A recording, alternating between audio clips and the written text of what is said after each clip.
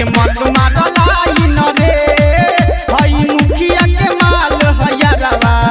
एके मत मारलाई न रे माल बटाई मत बारलाई लग जाई फाइन रे माल बटाई मत बारलाई लग जाई फाइन रे हई मुखिया के माल हयरवा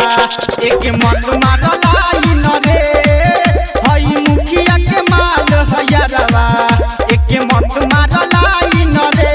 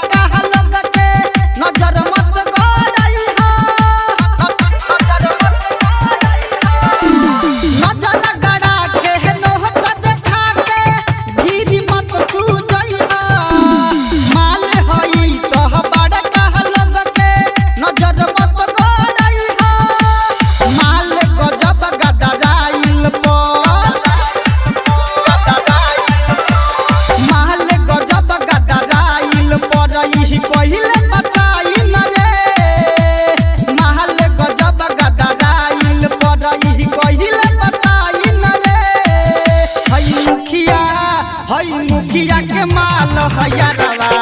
एके मत मारलाई न रे हई मुखिया के माल हयरवा एके मत मारलाई न रे